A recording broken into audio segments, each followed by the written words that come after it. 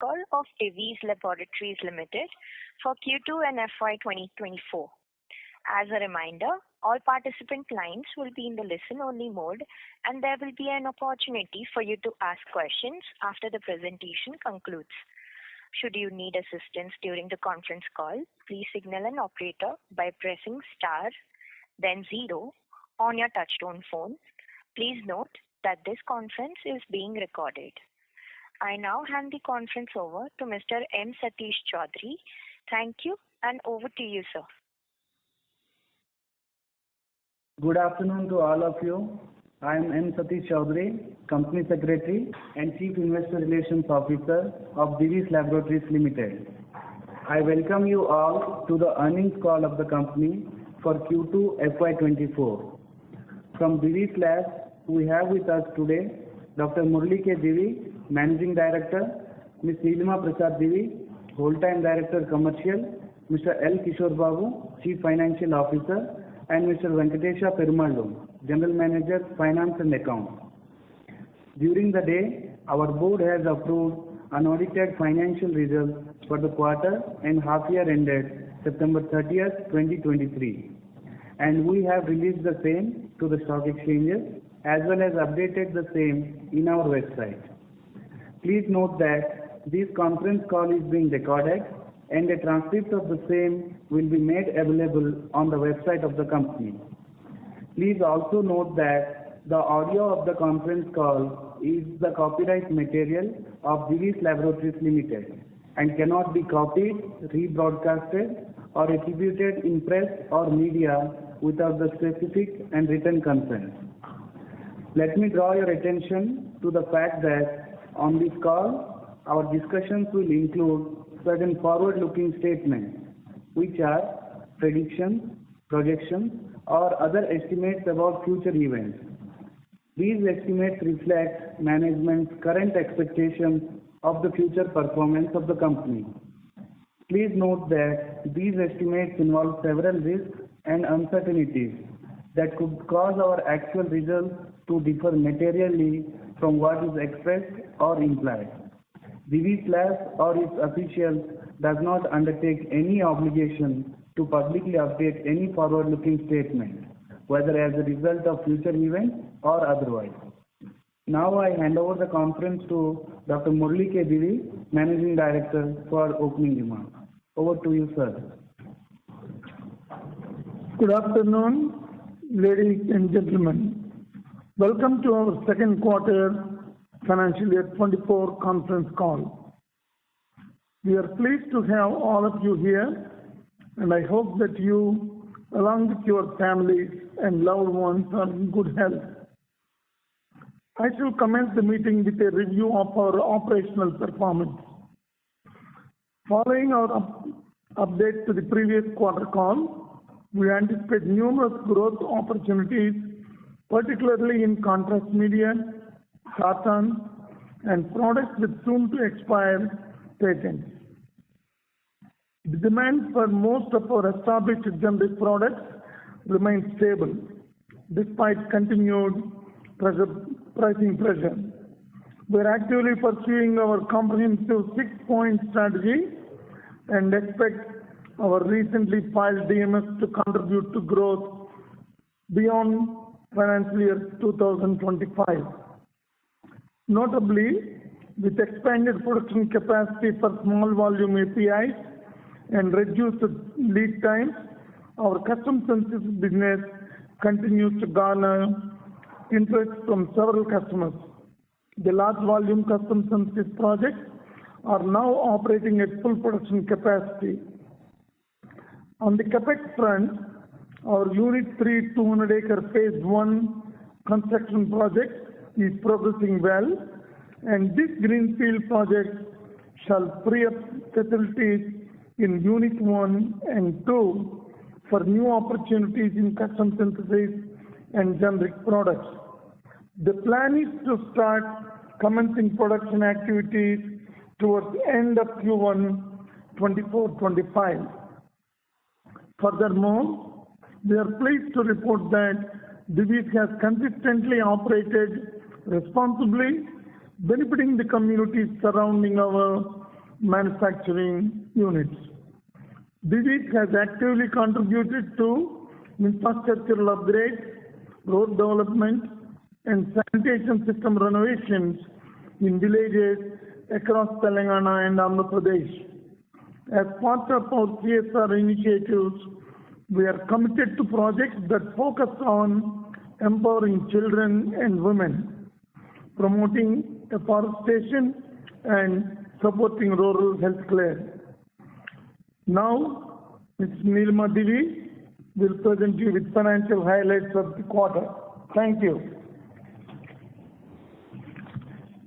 Good afternoon, ladies and gentlemen. I extend my warmest greetings to each one of you.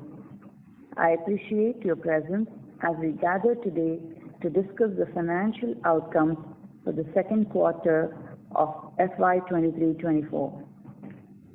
I am pleased to report that we have maintained uninterrupted customer shipments throughout the quarter, meeting customer deadlines efficiently.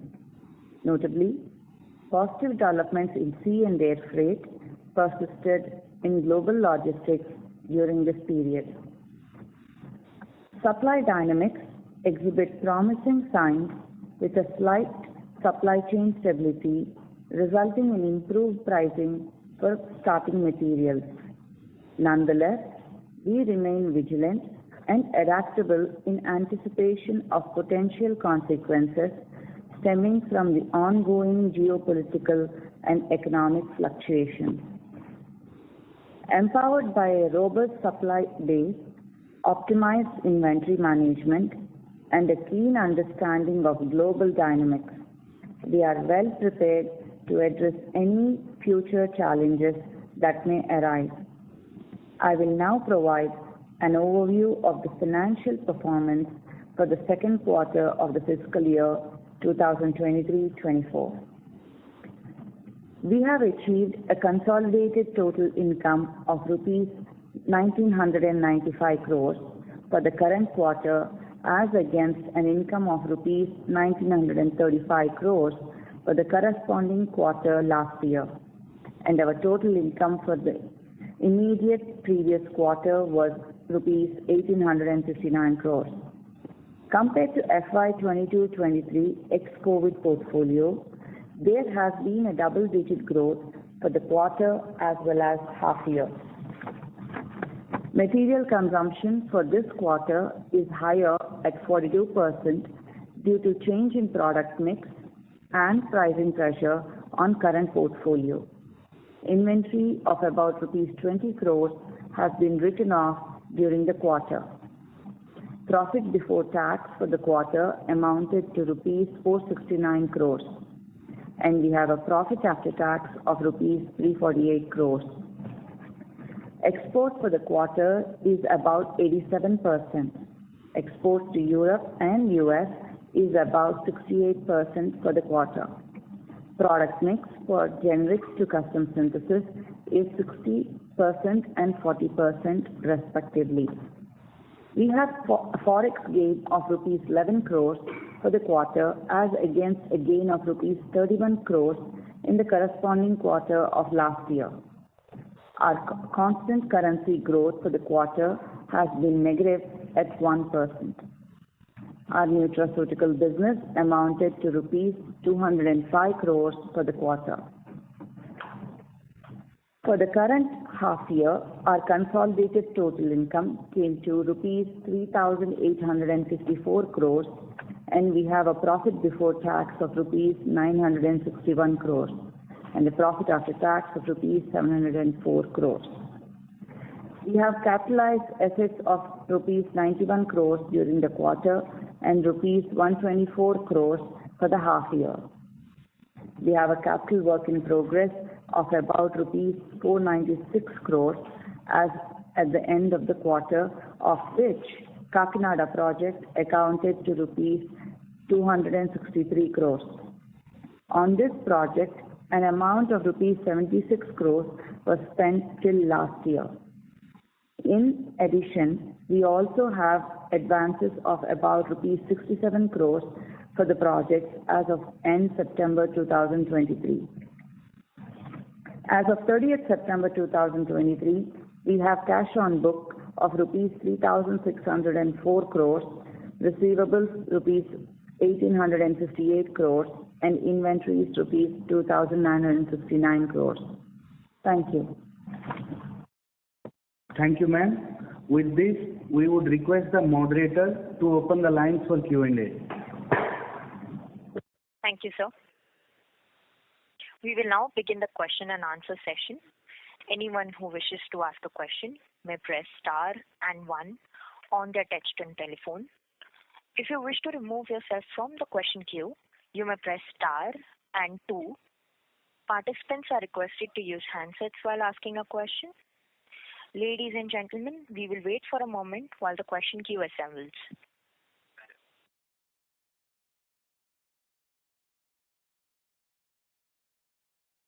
Participants, in order to ensure that the management is able to address questions from all the participants in the conference, please limit your questions to 2 per participant. The first question is from the line of Mr. Tushar Manudhane from Motilal Oswal Financial Services. Please go ahead, sir. Yeah, thanks for the opportunity. So just on, firstly on this inventory write-off of 20 crores, so how different is this from a typical over past many quarters?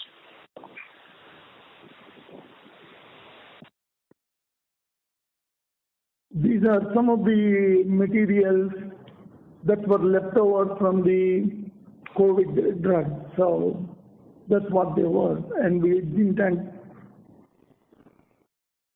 Understood. And secondly, when this Unit 3 commercializes or production starts by Q2FY24, what kind of OPEX one should consider?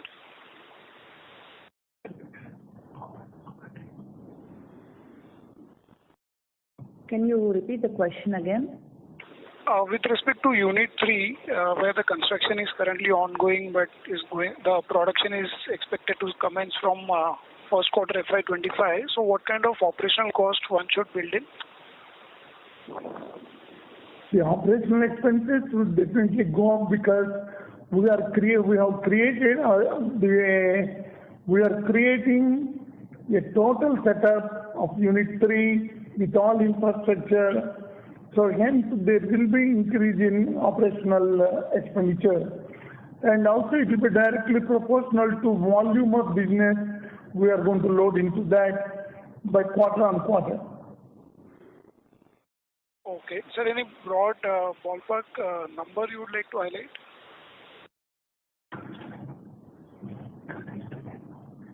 We can't anticipate at this moment. Okay, sir. Thank you. That's it from my side. Thank you. The second question is from the line of Mr. Surya Patra from Phillip Capital. Please go ahead. Yeah, thank you for this opportunity. So my first question is on the growth. So the like-to-like growth, if we consider adjusting for the, let's say, the molnupiravir related base, then overall business looks a very strong growth, the way Madam has indicated in the opening remark. And also similarly, the custom synthesis growth also look on a like-to-like basis really strong.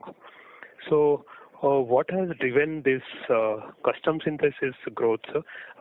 This custom synthesis segment is not facing any kind of inventory rationalization or anything. Is that the kind of understanding one should have? And even if you have seen a very strong, robust growth on a like-to-like basis in custom synthesis, what has driven? Whether your second contract that got started, if you can give some clarity about custom synthesis growth. The custom synthesis growth is not just one company or one product. It is distributed over several therapeutic segments. I think we mentioned that one of the growth engines is the big custom synthesis projects from the big pharma, 2 of them. Now both are geared up and they are fully on production line, and you will see the additions in the next quarters. Now, on the sartan I think there is both in custom synthesis, also our generic are on growth mode. And we have seen after the COVID, many of the custom synthesis opportunities coming as several of them were kept aside, focusing only for last 3-4 years on COVID. Now, I think the COVID being under the table now, all projects have been resumed, and that's what you are seeing now, and I think you will see in future. Okay, sir. Then a related one is that although we have seen a kind of strong growth in the custom synthesis side, despite generics witnessing some moderation or muted growth due to possibly the price pressure, what you have indicated, as well as the inventory rationalization aspect might be continuing. But then sequentially, we have seen the gross margin has deteriorated almost like 400-500 basis point, despite the strong performance at the custom synthesis side. Is it because of your the high cost inventory or raw material that you have been talking about that is still hitting us, or it is the realization in the API side that really suffered? What would have contributed to the weakness in the gross margin, sir?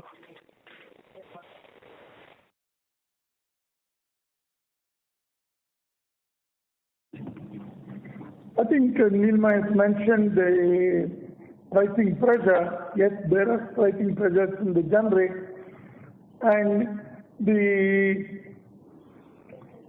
no issue with the custom synthesis.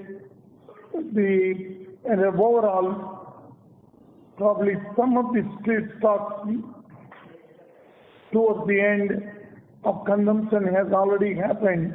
All that happened, I think, together. So I think going forward, we should be doing better. Okay, sir. So just one last question from my side. Let's say in terms of the custom synthesis business, if I talk about a bit, see the industry trend, what we are currently seeing that because of the funding, venture capital funding issues and all that, the small and mid-sized biotech companies, they are facing some challenge, and that is what is impacting the service provider or CRO or CMO or CDMO players to some extent, and that is what we have witnessed for many global CDMO players also. But here, as we know that Divi is largely known for in the CMO or CDMO, it is for the late stage projects, and we have seen a very strong growth in the custom synthesis this quarter.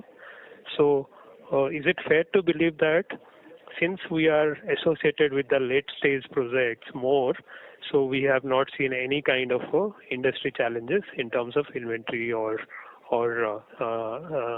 slower pickup by the customers and all that? Is that understanding correct, sir?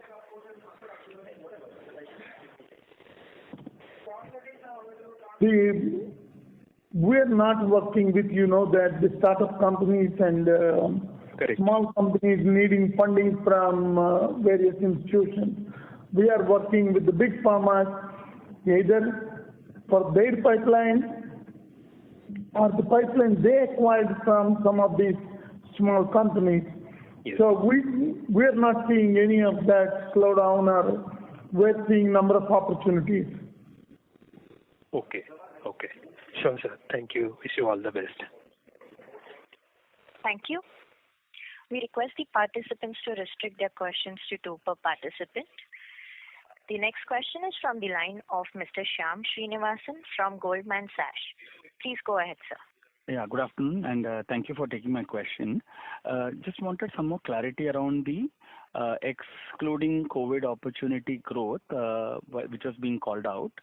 Sir, we have not called this number out in the past, so if you could help us with what those numbers roughly are. So when I do the math using your 60-40 for this quarter, for example, for custom, I arrive at a 765 odd crore number for quarter 2. And I remember last quarter, it was around 800 crores. Right? So what is the base that we are talking about? Is it like a double-digit growth YOY? I know there is QOQ growth on custom, but I'm unable to see the very strong growth. Maybe it's the base. I'm not adjusting correctly. So if you could help me understand that, please. Thank you.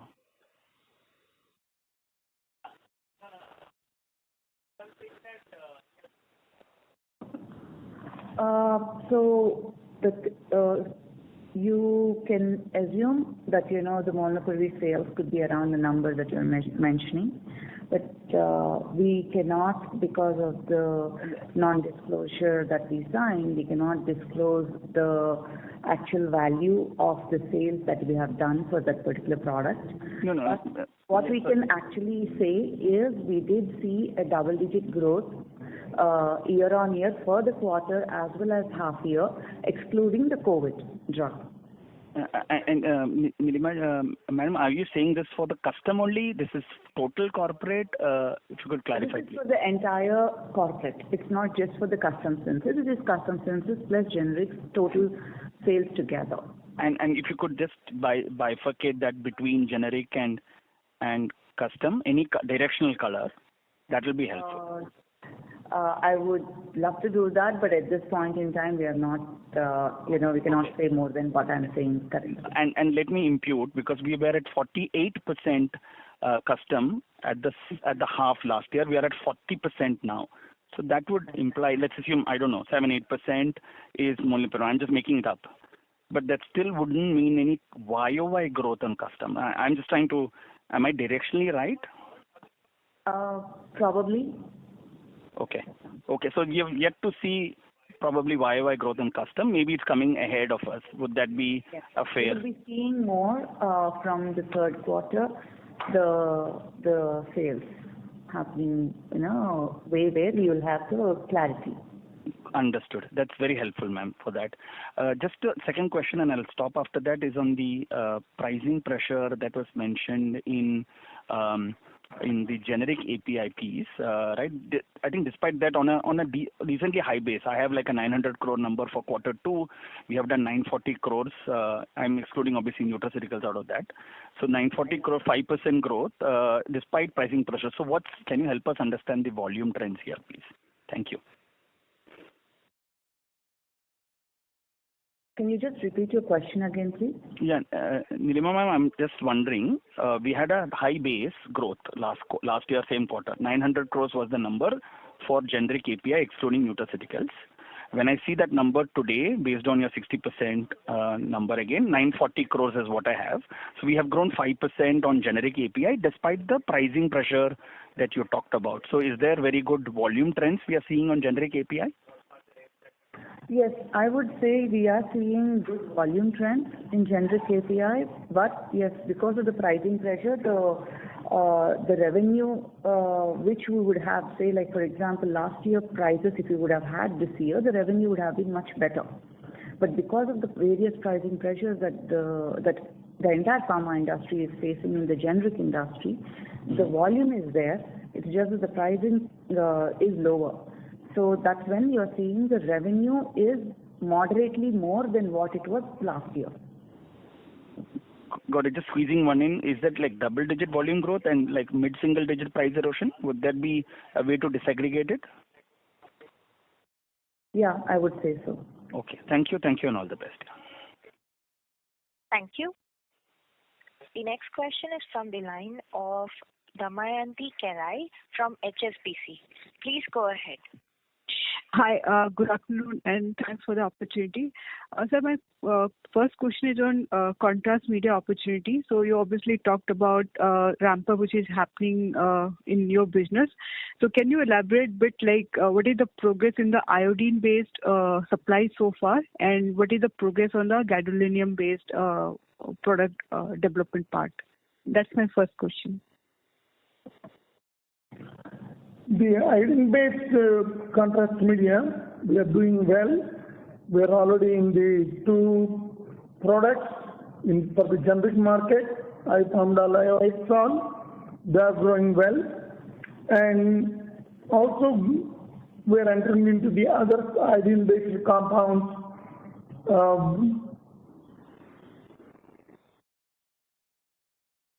At least 2 of them, they are going to be doing very well. On the gadolinium, just we are in the final stage of completing our process, and once that is done, we need to get approval from the customers to go. That's where we are on the contrast media. So for the aluminum based, most likely towards end of this fiscal, you expect to start supplies, and then pickup will maybe more in next fiscal year? Probably it is more towards the next year than, because first the qualifications, the samples, that would take time. So we are looking more at the 25. Okay, got it. My second question is on generic pricing pressure, which we discussed earlier during the call. So just want to understand, like in some of the newer launches, are you seeing more competition compared to what you had seen in the past? That's where we are seeing like overall higher pricing pressure, or something else is there?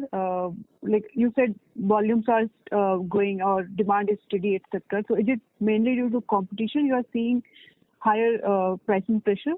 And how do you see this trend ahead?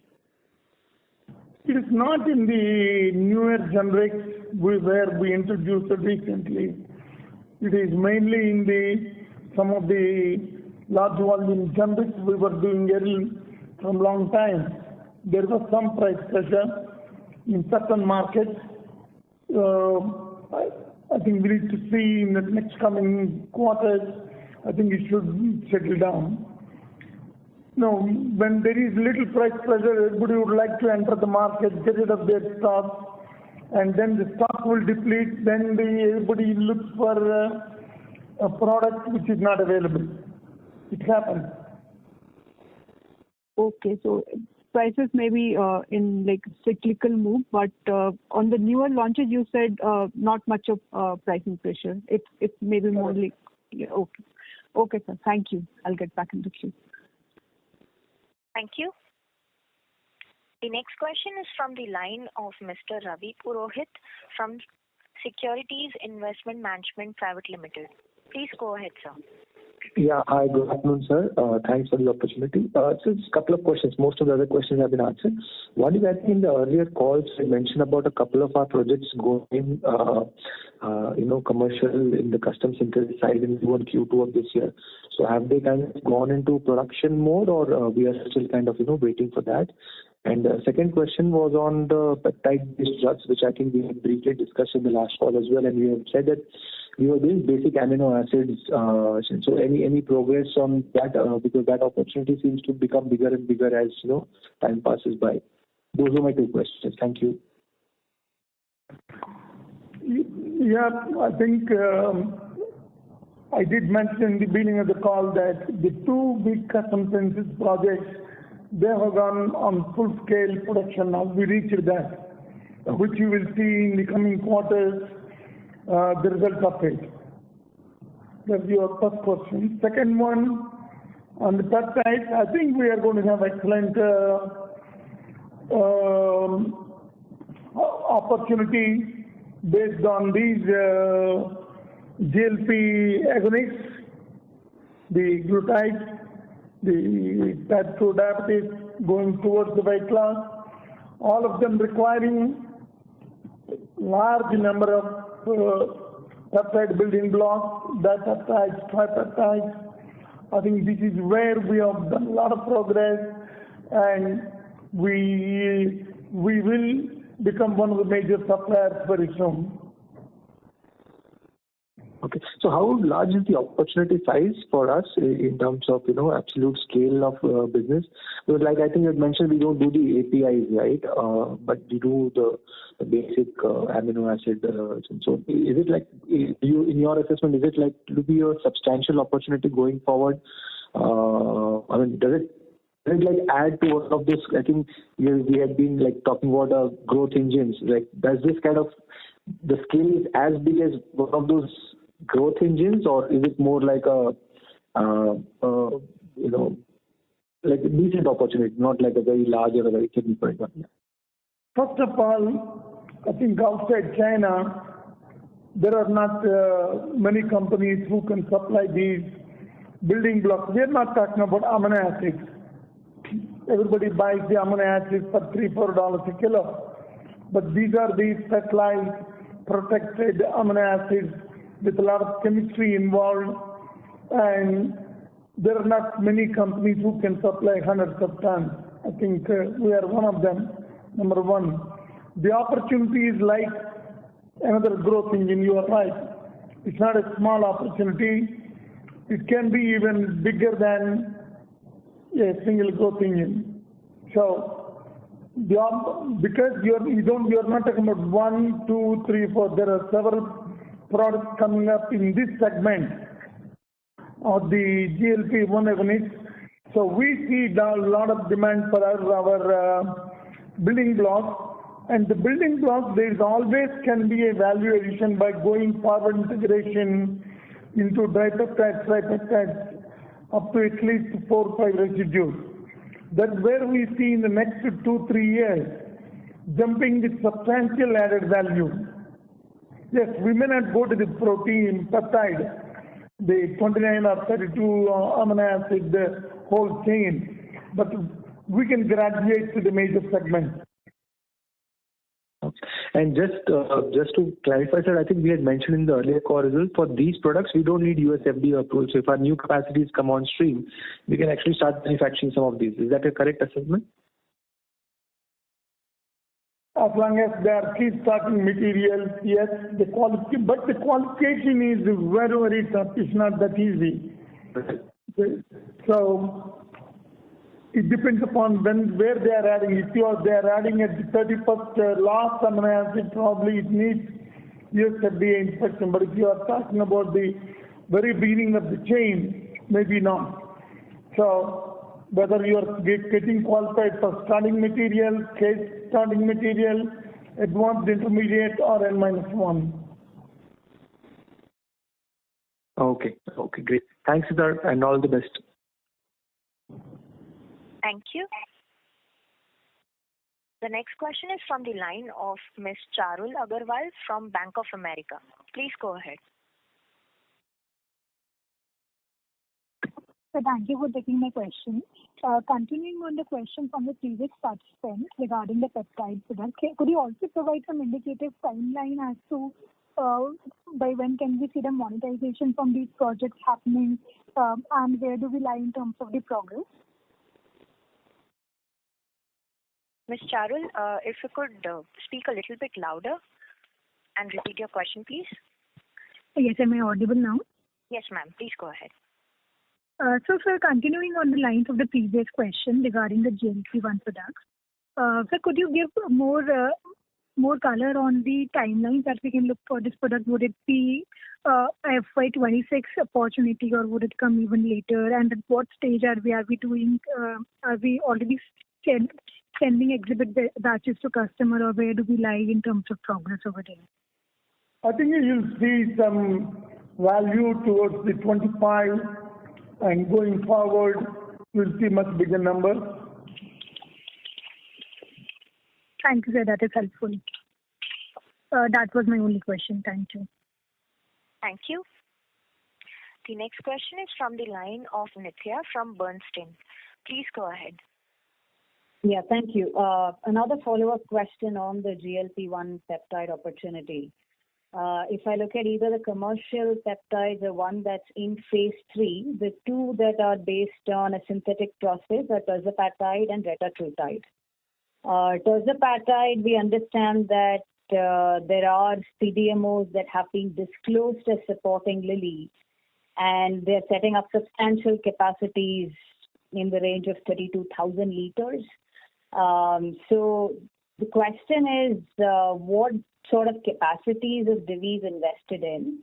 Is this something that'll be part of Kakinada as well? And if you can give us a little bit of color on what sort of capacities you're investing in for peptides. Thank you for repeating the names of the product. Neither I am allowed to say the name of the product, nor the name of the company, nor the name of the $1 billion for orders received CDMOs. I'm not allowed to talk about that, the names and the product. But what I can tell you is that they all need the building blocks, and outside China, There is no company that can supply at this moment 100 tons of those. This is where we see a great opportunity. We started working from the beginning of this year. So once the approvals and qualifications complete, we see light towards the 25 happening and probably then on very large volumes. It involves not just one step of amino acid conversion. It involves coupling agents, activating agents, building blocks with protection, and making from the very basic raw material. That is the most important thing. One can buy all of them and put together. Then you are not cost competitive and you can't control impurities, especially in products like that, doing by solid phase. They will be ending up with several impurities if they don't control the starting materials or building blocks.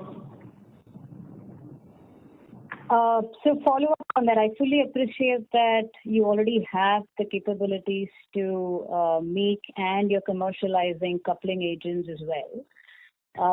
But my question was on your capacities to actually produce multiple fragments, which are chains of amino acids.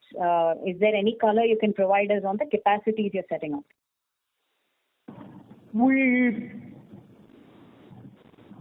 The capacities we have already available. All the reagents will be produced in Kakinada or at our unit 1 and 2, and all the building blocks, including the ditripeptides, can be produced in our existing facilities. We do not require any additional capacity. Understood. Thank you so much. Thank you. The next question is from the line of Mr. Anirudh Shetty from Solidarity Investment Managers. Please go ahead. Hi. Thank you for the opportunity. I had just one question. In our contrast media, I just wanted to know how backward integrated are we, to what level? We are the most backward integrated company. Number one, we make from iodine. Iodine is the basic starting material. We make from isophthalic acid.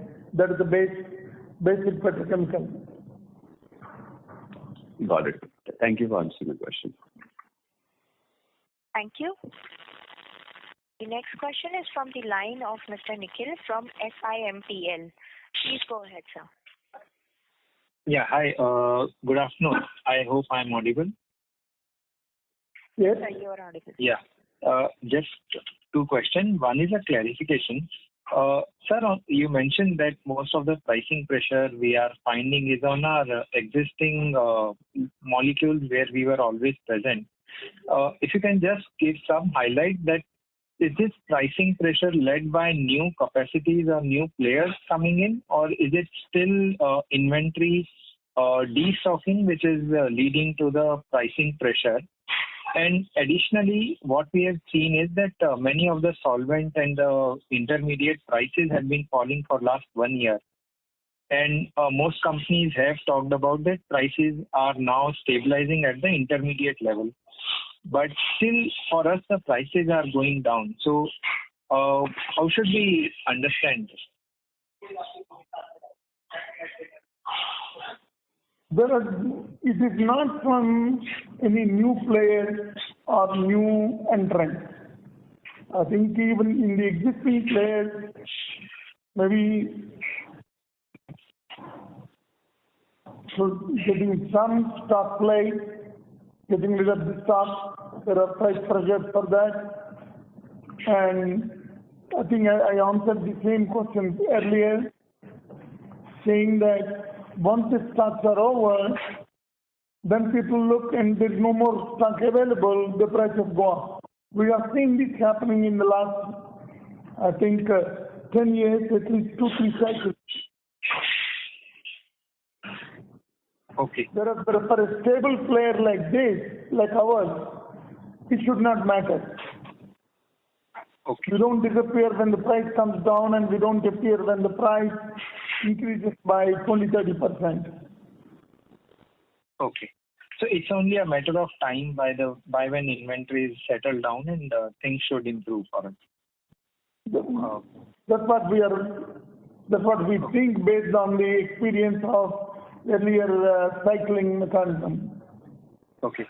And just last question. See, over last 2 years, we've been talking about sartans as an opportunity, and if we see in most of our facilities, we have been making sartans. Not exactly as a number, but if we consider the whole sartan as a family, would it be now featuring it among the top 7 or top 10 product segments for us? So generally when we say top 5 products contribute 40 to 45% of revenue, would you say sartans would be now in the top 10 segments for us, or just some clarity on how we have shaped up or scaled up that opportunity? I think it will be in the top 10 in the opportunity. Okay, yeah. Oh. So existing revenue contribution, they would be among the top 10. Yes. Okay. Thanks a lot, sir. I'll come back. Thank you. The next question is from the line of Mr. Surya Patra from Phillip Capital. Please go ahead, sir. Thanks for this opportunity again. So just one viewpoint that I wanted to have from you. See, in the recent quarter, we have seen US FDA commissioner visiting your facility, and subsequently we have heard a few positive statements by him about Indian industry and all that. So if you can just comment your experience of his visit, and what would be the priority that they are currently looking for, and how would that be helpful for our progressive growth that we are having currently? Yes, it was quite an exciting moment when the US FDA commissioner visited our facilities along with 12 officials from the US FDA. And visiting our plants, touring in our plant and seeing the facilities in detail, all the departments, definitely gave the team a better picture about how the API industry, at what kind of magnitude, and the quality systems exist. I think he was quite pleased. Now, okay. I'm sure he has gone with a good feeling, but now we need to see. It doesn't mean that you'll be automatically approved or you'll never be inspected. I think the routine business is business. There will be US FDA inspections, and always each inspection is different. But when we do our day-to-day production in line with the full CGMP, I think in the last 20-25 years, we have seen several inspections and we have gone through without any issues. So it's a good opportunity for us. I think it's a good feeling. The world knows that he has visited us and carried some good impressions. Okay.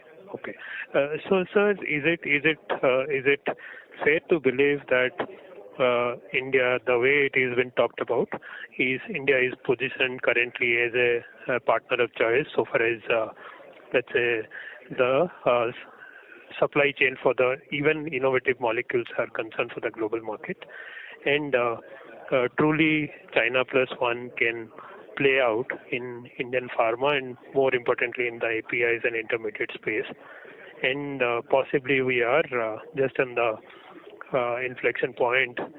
Is that understanding can be deduced from the experience whatever that you would have had from him? I think you are right.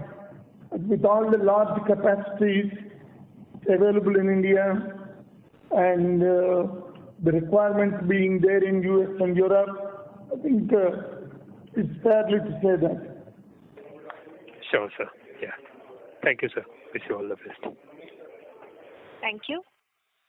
The next question is from the line of Ms. Nitya from Bernstein. Please go ahead, ma'am.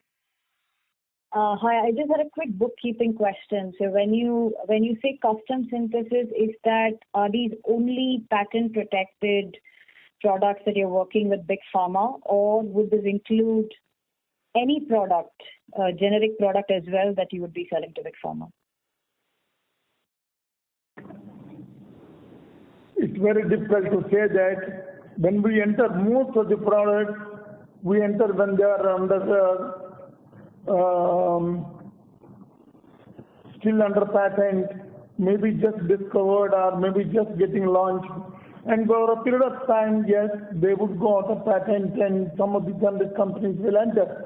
So we always are in the basket that some phase 1, phase 2, phase 3 compounds, some launching compounds, some patent just expired, but still we will be making post patent expiry.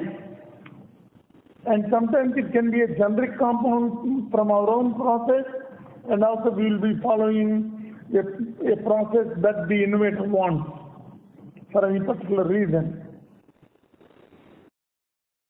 Is it then fair to say that your custom synthesis to generic ratio is actually Big Pharma to non-Big Pharma ratio?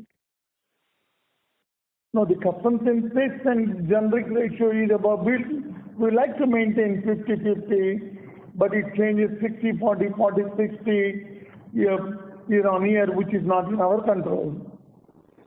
No, sir. So just let's say a Big Pharma company comes to you and asks you to sell naproxen, which is one of your older generic products. Now, is that sale being accounted for in CS, or is it accounted for in generics? It is a generic product. It is like they can shop from anywhere as long as it is USFDA inspected and after qualification.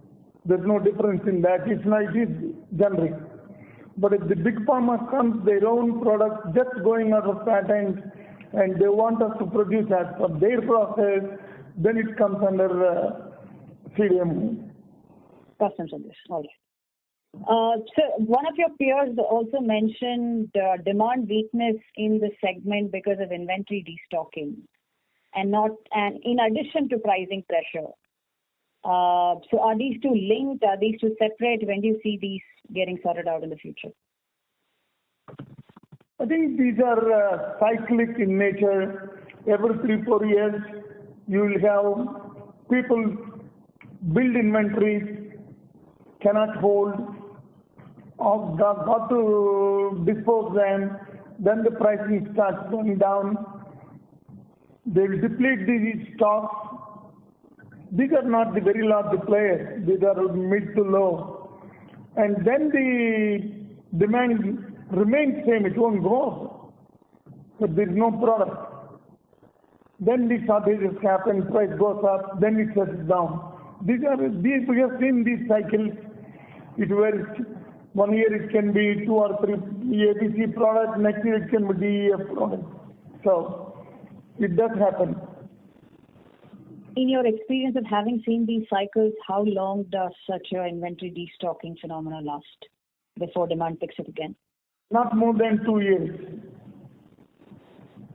Thank you so much. Thank you. The next question is from the line of Ms. Charul Agarwal from Bank of America. Please go ahead, ma'am. Thank you for taking my question. So this quarter, we also saw an increase in sales for the carotenoid products by around 15%. And given the carotenoids were already at 90-95% capacity, would this be more price-driven, or is there something else that is going there? Can you please repeat? I missed this first sentence. So I was asking that for the carotenoid segment, there was a decent 15% QOQ growth. So what was driving this growth? And given that the carotenoid segment is already operating at 90-95% capacity, was it more of a pricing growth? Do you mean carotenoids? Yeah, the nutraceuticals.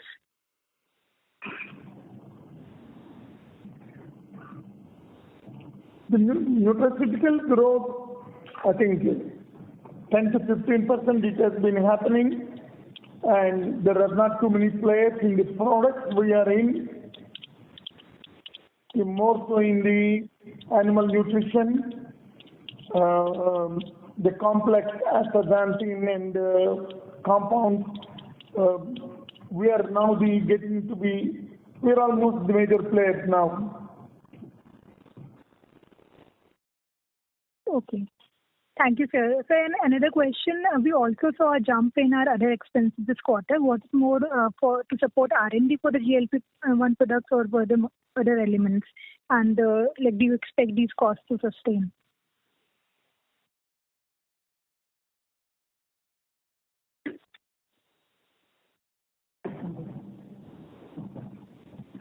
Can you just repeat the question again? I'm sorry. Yes. So we also saw some bit of a jump in the other expenses this quarter. So could you please explain what drove the expenses, and do we see these expenses as sustainable from here?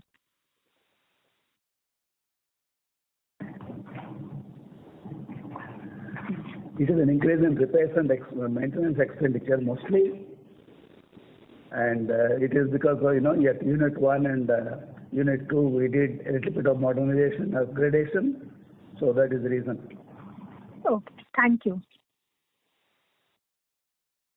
Thank you. Participants who wish to ask a question may press star and 1 on their touchtone phone. The next question is from the line of Mr. Pogas, who is a retail investor. Please go ahead, sir.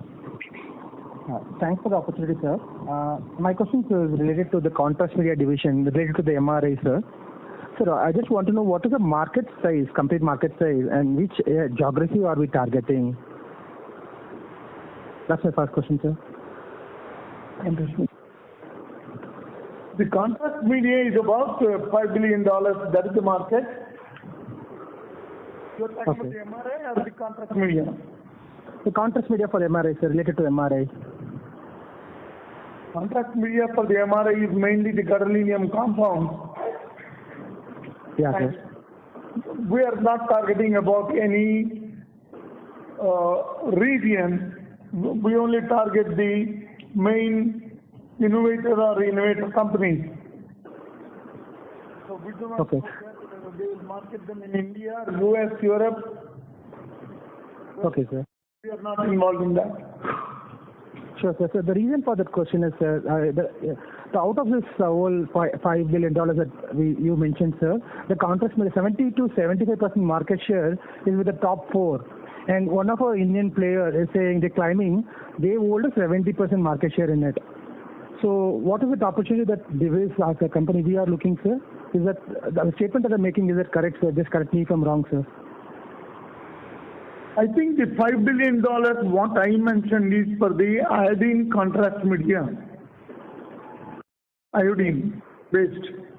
Whereas the MRI is gadolinium based. That is different. So I was referring to the gadolinium compound where the supplying to the innovator or yes, you are right, there are only 3 or 4 companies worldwide, these contrast media they do. And I'm not sure whether it's 70%, 80% market is with one company in India. I'm not sure about that. Okay. So the claim is the 70 to 75% market share is with this top 4 companies. In that 70 to 75%, the 4 companies, right? They're supplying for 3 companies, which is 70 to 70%. They are supplying for it. Out of the 70%, they are supplying 70%. So, and they are also claiming, sir, these people are not looking at an API level. They are looking at the intermediate level. So those companies just want the intermediaries and they want to form the API on their own. So are we trying to do the API here, or are we into the intermediates, sir? Because the names in our company and that companies are same when I check the product list. So just little got confused there, sir. Can you clear me there, sir? In the contrast media, we make APIs, the iopamidol, iohexol, and also we make other contrast media for the innovators. To do that, we also make our own starting materials, intermediates from iodine. I hope I have given a clear picture. So I got it, sir. So we are saying we are doing APIs for some other companies who needs a direct API itself. Okay, I got that, sir. Thanks for the clarification, sir. All the best. Thank you. Participants who wish to ask questions may press star and 1 on their touchtone phone. We will wait for the question queue to assemble.